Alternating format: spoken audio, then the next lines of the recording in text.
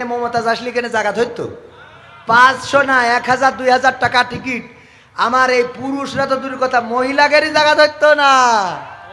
ওরা তো সব জায়গায় আছে, আছে না নাই? সব জায়গায় আছে। কথা বলতে গেলি অনেক কথা, খালি কথার পিছনে কথা চলে আসে। আমি তো গানই এখনো শেষ করলাম না। কি হবে বেঁচে থেকে অযথা বিদ্যা শিখে যদি না গড়তে পারি শোষণবিহীন সমাজটাকে? কি হবে বেঁচে থেকে? কি হবে যুবক নামের বোঝা হয়ে এই ধরাতে, যেখানে মা বোনেরা ধর্ষিতা হয় দিনে রাতে?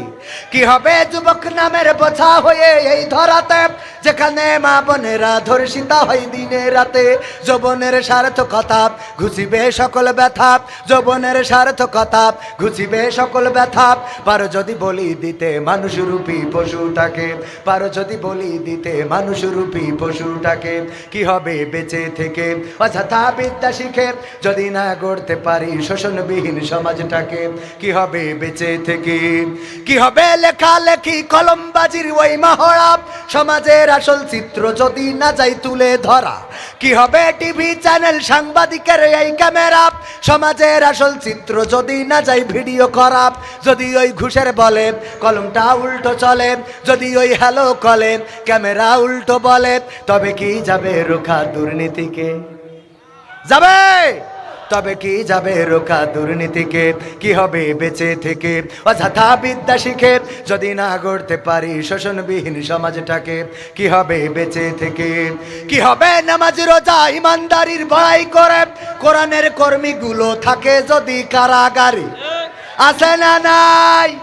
আমার পরিমণি, আমার না আপনাদের পরিমণি যখন জেলখানায় যায়, হাতে মেহেদির রং দিয়ে জেলখানা থেকে বের হয়। আর যখন মামুনুল হক কারাগারে যায়, হাতের লাঠি দিয়ে বের হইতে হয়। বলেন ঠিক কিনা? একজনের হাতে লাঠি আর একজনের হাতে মেহেদি রে। আহারে, এই অবস্থা কেন আমার দেশে হবে বলেন? এটা কি প্রত্যাশা করা যায়? কথা কয় না, এটা কি প্রত্যাশা করা যায়? একজনের হাতে মেহেদির রং থাকবে আর একজনের হাতে লাঠি থাকবে, এটা মানা যাবে না? মানা যাবে না।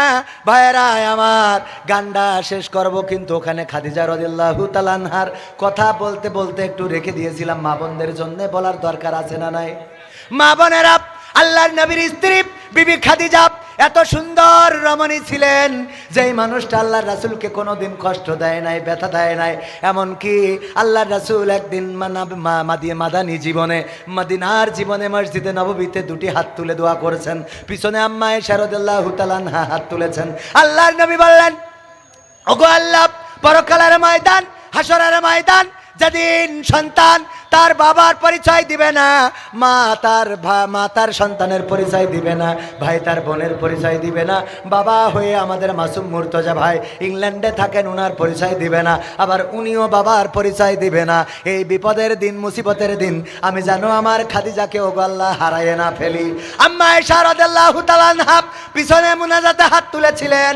মুনাজাত শেষে বললেন, ওগো নবী গো, আপনি 25 বছর বয়সে 40 বছর বয়সী একজন বৃদ্ধাকে বিয়ে করেছিলেন। কি এমন ছিল তার মধ্যে যে আপনি এখনো তার কথা ভুলতে পারেন নাই? আল্লাহর নবী বললেন, ওগো আয়েশা, তুমি খাদিজার সম্বন্ধে আমার এমন কথা বলো না, এমন কষ্ট দিয়া কথা বলো না।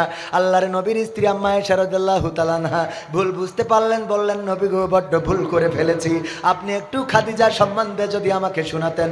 আল্লাহর নবী বললেন, ওগো আমার স্ত্রী, শুনে নাও, বিবি খাদিজা আমার এমন দিনের স্ত্রী ছিলেন, তোমরা যখন এসেছো তখন আমার সুদিন শুরু হয়েছে, সুখের দিন শুরু হয়েছে।